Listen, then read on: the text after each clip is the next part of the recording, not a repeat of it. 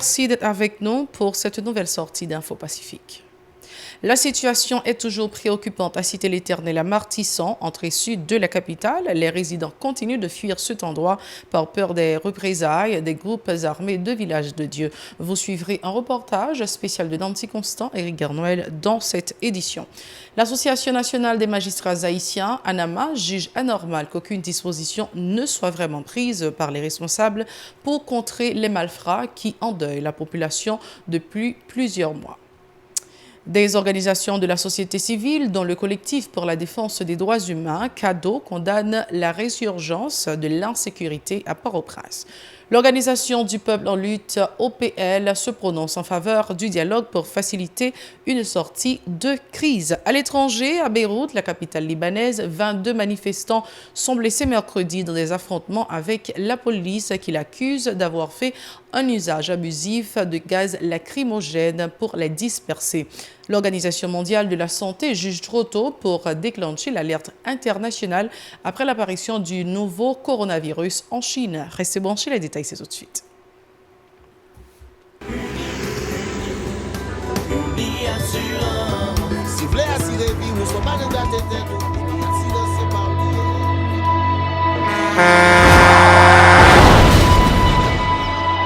En général, moun pa reme pran assurance. Yo considéré que son l'argent rejeté.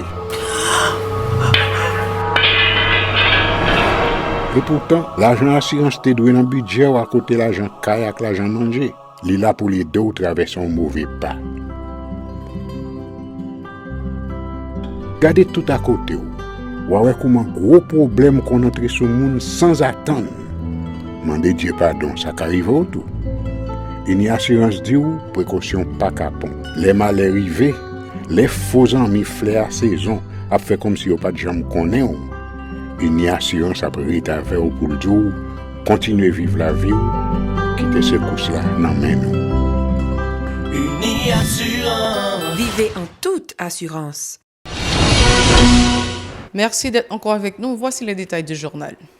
La situation ne change pas à Martissan. Les résidents de Cité-l'Éternel à Martissan lancent un cri d'alarme aux instances concernées face aux agissements des bandes armées qui ne cessent de les terroriser. Ils confirment le décès de 9 d'une dizaine d'entre eux le 18 janvier lors d'une attaque des gangsters de Village de Dieu. La situation sécuritaire est toujours alarmante à l'entrée sud de la capitale, dénonce ces riverains. Suivez ce reportage de Nancy Constant avec les images de Éric Garnoël. L'insécurité grandissante dans l'aire métropolitaine de Port-au-Prince, particulièrement à l'entrée sud de la capitale, reprend la première place dans l'actualité. En effet, depuis le 18 janvier, tous les regards sont rivés sur la Cité de l'Éternel, dans le quartier Martissan, victime d'une attaque de bandits armés du Village de Dieu. Plusieurs morts, des maisons pillées et incendiées, des femmes violées, le bilan est lourd. Des victimes racontent. C'est retenu 18 janvier à nous, on équipe les gars qui envahissent nous là, plus qu'on centaine de gars envahissent nous là. Nous avons aussi des notables dans le quartier, des gens qui sont quartier vivants, qui se constat nous fait c'est ramasser mort.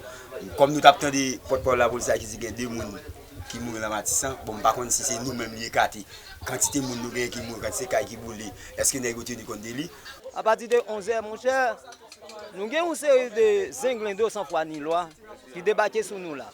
Baga nous pas jamais dans vie nous et nous pas jamais non y a personne nous-mêmes. Yo débarqué depuis à 11h vrai pas. Di 4h tout le monde en dedans caille ti bébé ça mouri. Là gon monde qui mouri à terre devant là. Gon chien là yo fusillé. En dedans caille même c'est déchets pillés yo prend tout ça nous posséder net. Ça nous là nous te gen mouri ça nous passer devant nous. Caille qui boule moto boule même moun yo boule nous pas temps jour. La désolation et la colère des riverains de Cité de l'Éternel sont grandes, d'autant plus que ces scènes de violence se sont déroulées à quelques mètres du sous-commissariat de police de Martissan, dénonce-t-il. La police, les m'a gardé la police quelques mètres côté bandit envahi nous, la police campi a gardé à distance a gardé personne pas faire pour nous. Moi c'est nous-mêmes n'a continuer porter solidarité entre nous pour vivre parce que nous pas dépendre de l'État. Parce que nous pas qu'on a la main de l'État, nous pas qu'on a bloquer la rue qui fait l'État pas même continuer exister. Regardez quoi ton commissariat yé, Gomba Kop Idmo devant, Gomba Kop Boy en bas belle entrée. Pour Zinglindo fait 4 heures de temps là pour la détruire la vie moun, pour la déchapiller caille, pour lui là puis ou aller en face commissariat. nous pas joindre personne bakop qui dit ba vinn ban nous on secours. Nous reti moun dans zone nan pour aller l'école, pas à l'école. Si tu veux régler affaire politique, après affaire politique avec affaire pas yo. Environ une semaine après l'attaque, les conditions de vie des habitants de Cité-l'Éternel, déjà précaires, se sont détériorées. Ils assurent leur survie grâce à un élan de solidarité. On regarder nous obligés manger ensemble, nous boire ensemble, il y a des fois nous dormir ensemble. Actuellement là c'est nous mettons ensemble pour maï moule pour pas peuple là. Parce que peuple là grand pile là pas grand nan mais yo là. Et nous quand nous nous bagaille pour nous regarder ça faire pour nous manger. Pour ces citoyens, la vengeance des groupes armés de Village de Dieu n'est pas encore assouvie. Craignant pour leur vie, tous les soirs, ils abandonnent leur gîte pour aller passer la nuit ailleurs. Certains ont choisi de quitter définitivement la cité en portant leurs maigres biens.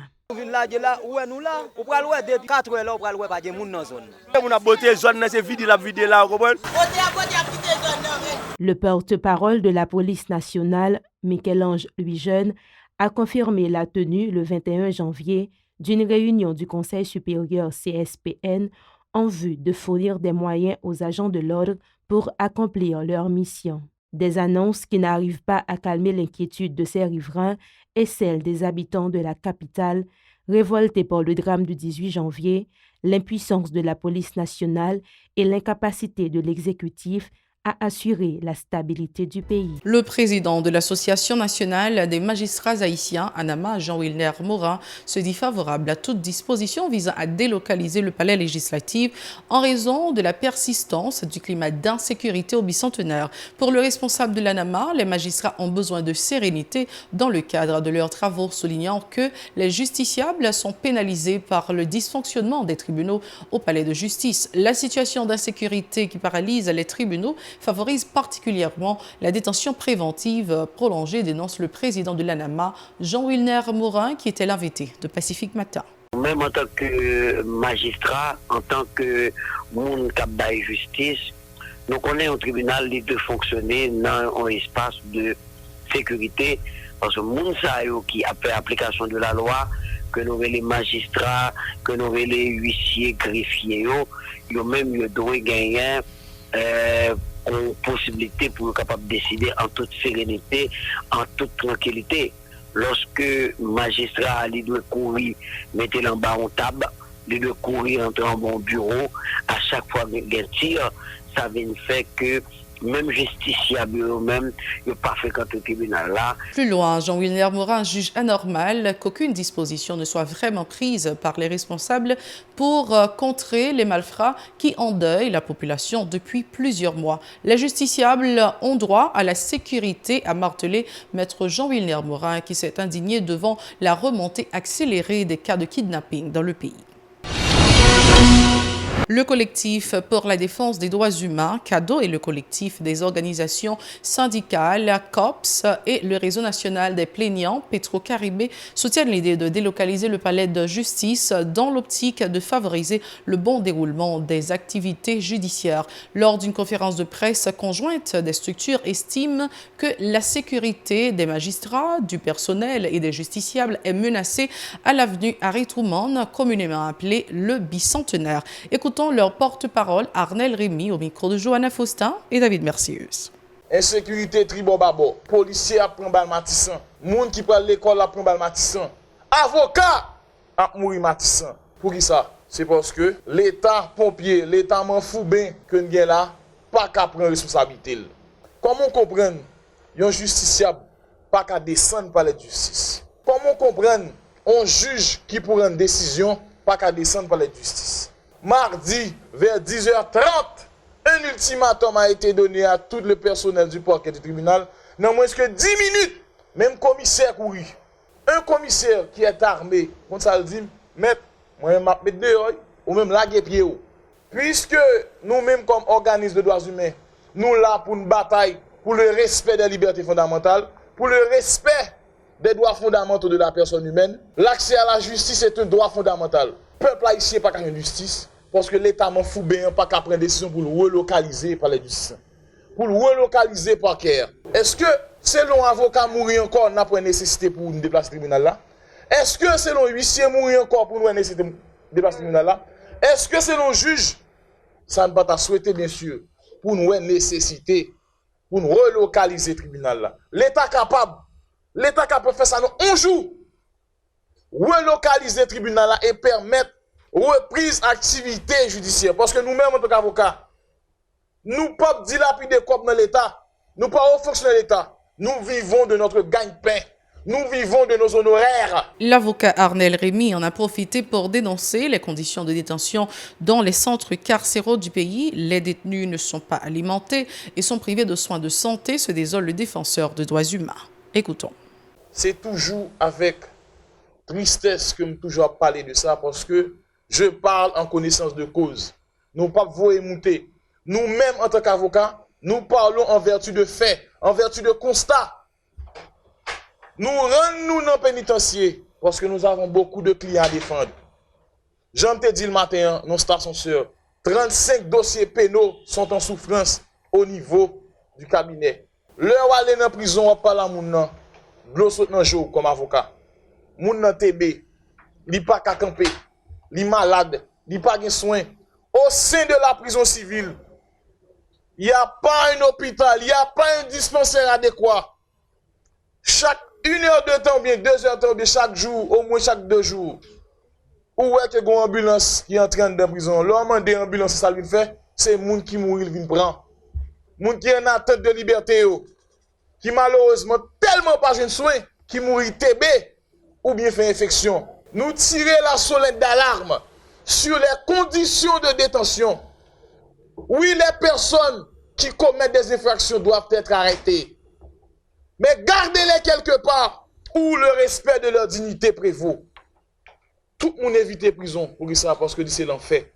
Depuis mon entrée dans prison, il toujours maintenant dit que la tué tête parce que côté l'entrée, il ne peut pas vivre.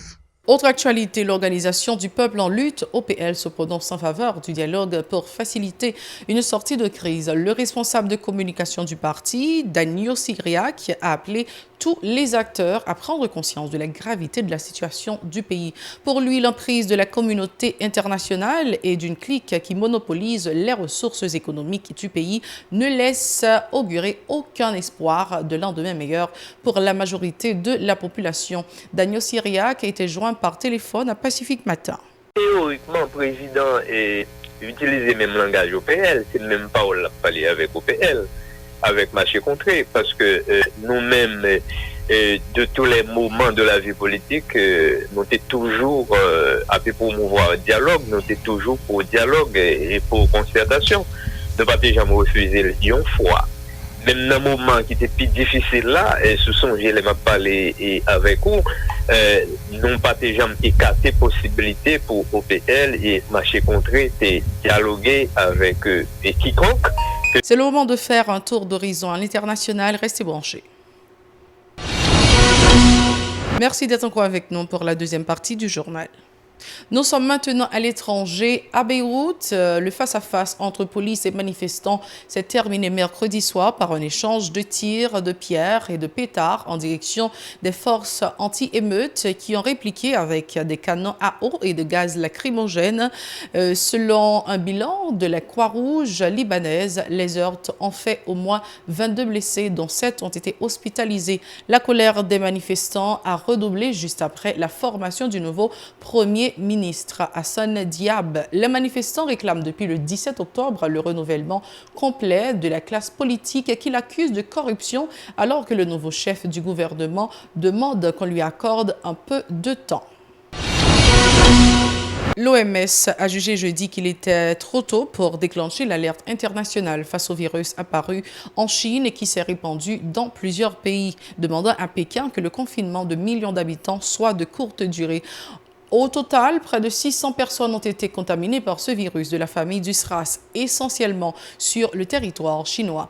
18 sont mortes, toutes en Chine, dont 17 dans la ville de Wuhan ou dans la province dont elle est la capitale, le Huawei. Suivez-nous sur les réseaux sociaux, Facebook, Twitter, Instagram, YouTube ou encore radiotélépacifique.com. Téléchargez l'application sur votre smartphone. Et si vous êtes à Bahamas-Nassau, suivez-nous sur Rêve TV, chaîne 384. C'est la toute fin de ce journal. Merci d'avoir été avec nous. Au revoir.